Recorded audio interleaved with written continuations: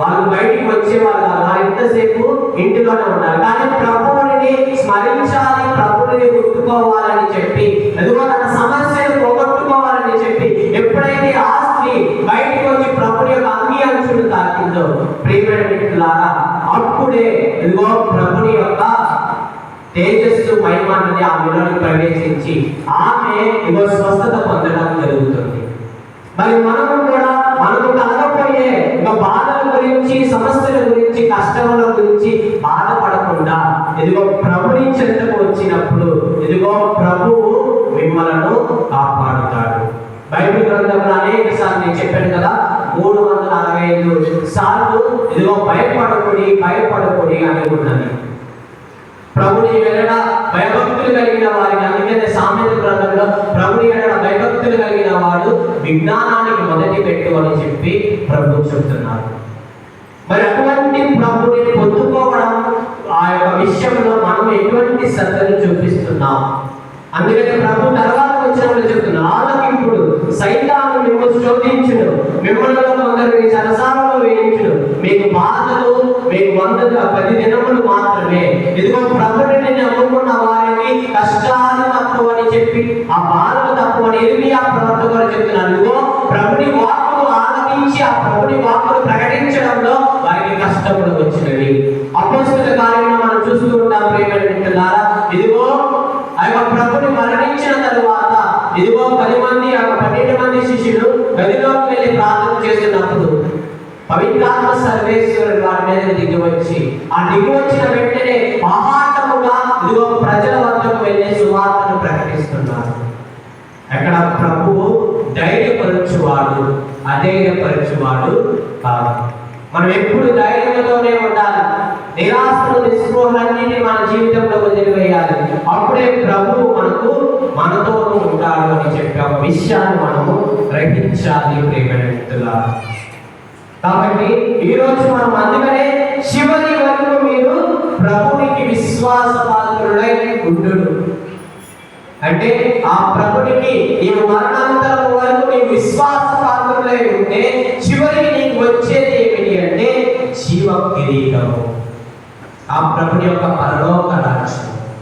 మరి మానవ మాత్రులమైన మనము ఆ జీవ కిరీటాన్ని మనం పొందుకోగలుగుతున్నాం. ప్రియమైన మిత్రులారా, ఆత్మ పరిశీలన చేసుకుందాం.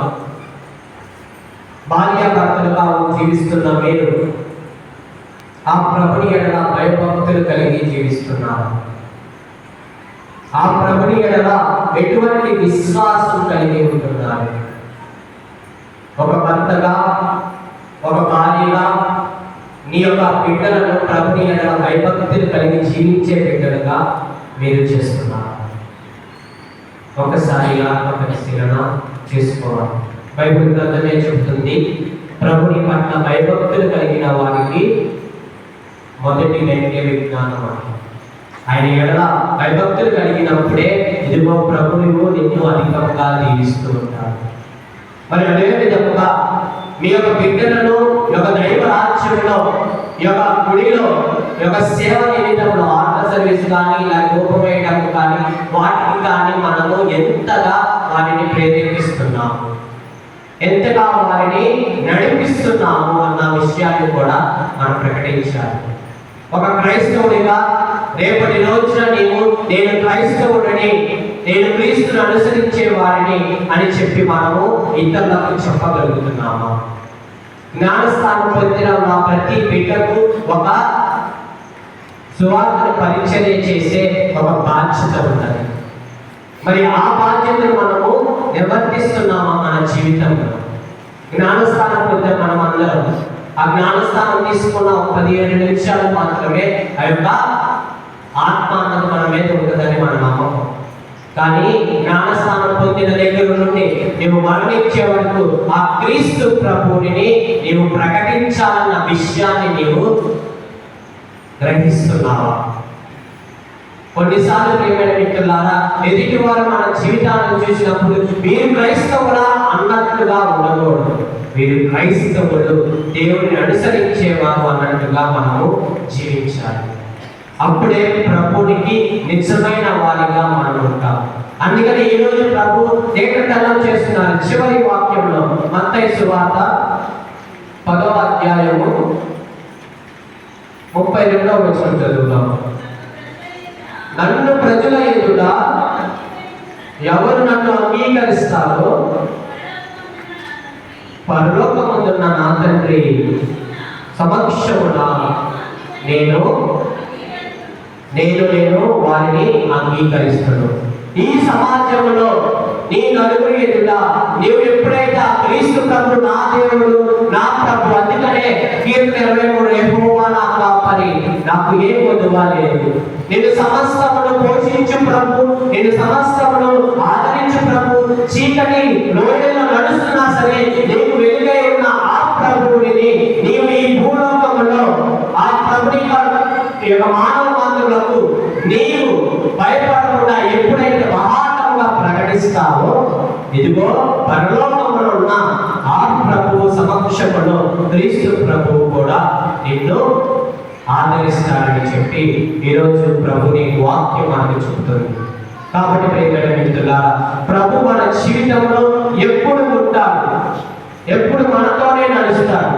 కానీ అటువంటి ప్రభుని ఎప్పుడు విడవకుండా, ఆ ప్రభునికి ఎప్పుడు దూరంగా జీవించకుండా, ఆ ప్రభుని కొరకై జీవించే బిడ్డలుగా మనం మార్చమని, మనలను మన కుటుంబాన్ని ప్రభుని యొక్క భయభక్తులు కలిగి జీవించే కుటుంబాలుగా మార్చమని ఈరోజు ఈ యొక్క దేవుని పూజలో ప్రార్థన చేసుకుంటాం.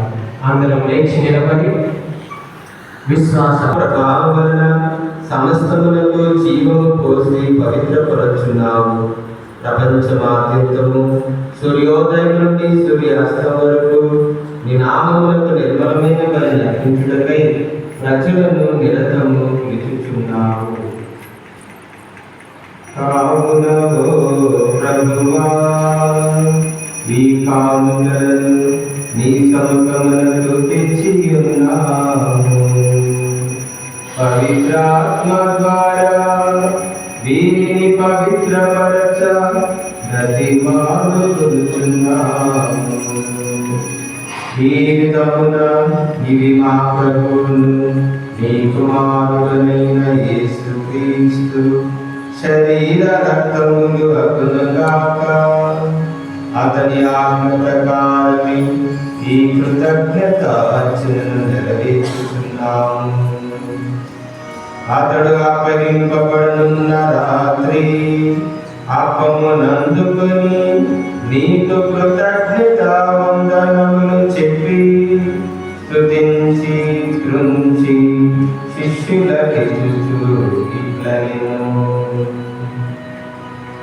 మీరందరూ దీనిని తీసుకుని భుజింతుము.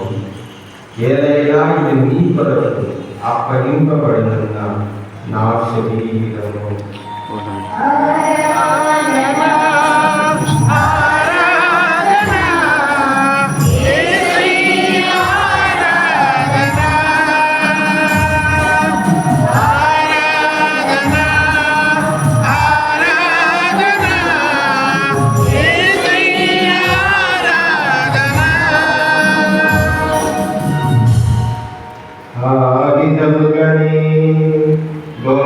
భోజనానంతరము పాత్రమునందుకుని మరలా కృతజ్ఞతావందనములు చెప్పి స్తుతించి శిష్యులకిచ్చుచు ఇట్లనెను.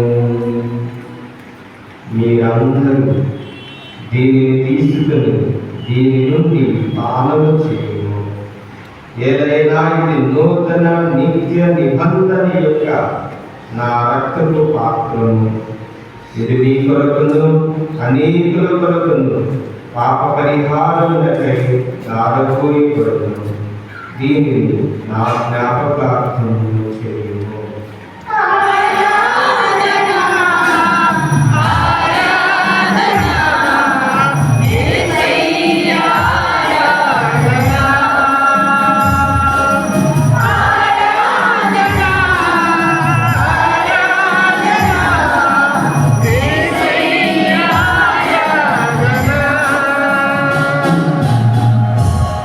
ఇది విశ్వాస రహస్యము.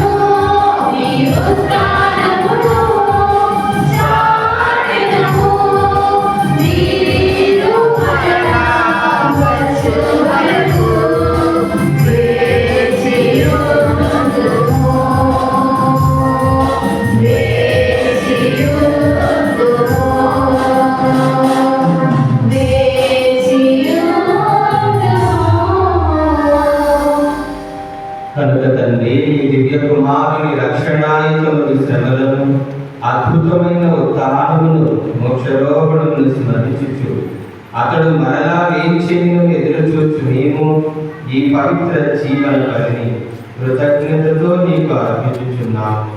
నీ పవిత్ర శ్రీసభ యొక్క కానుకను నీతితో వీక్షించున్నాము. తన మరణము ద్వారా మమ్మ నీతో సత్యపరిచిన నీ కుమారుని కలిగి స్వీకరింపుము. మేము అతని శరీర రక్తములతో పోషింపబడి పవిత్రాత్మతో నింపబడి అతని యందు ఏక శరీరము ఏక మనస్సు కలిగి ఉన్నట్లుగా దయచేపుము.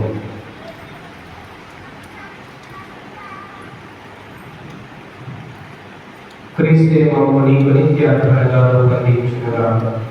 నీవు ఎన్నుకునే పుణ్యాత్మలతోను ముఖ్యంగా పవిత్ర కన్యయు దేవమాత అయిన మరియ మాతతోను ధన్యులైన నీ అపోస్తులతోను వేద సాక్షులతోను సకల పునీతులతో పాటు మమ్మల్ని మోక్ష భాగ్యమునకు వారసులను చేయము.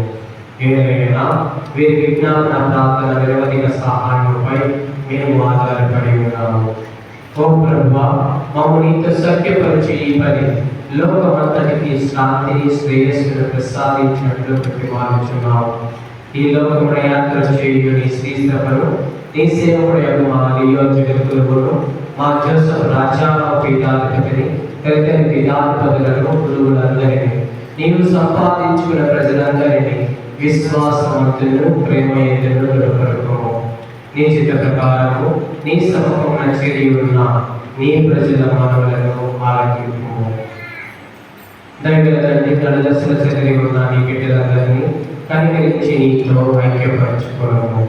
చనిపోయిన మా సహోదరి సహోదరులను నీ ప్రేమయందు ఈ లోకమున వీడిన వారందరినీ దయతో నీ రాజ్యంలో చేర్చుకోవడము.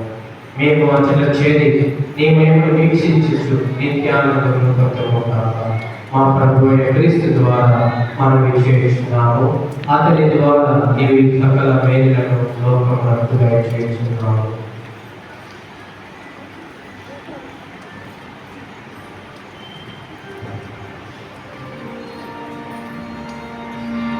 క్రీస్తు ద్వారా క్రీస్తుతో క్రీస్తునందు సర్వశక్తి గల సర్వేశ్వర పవిత్రాత్మతో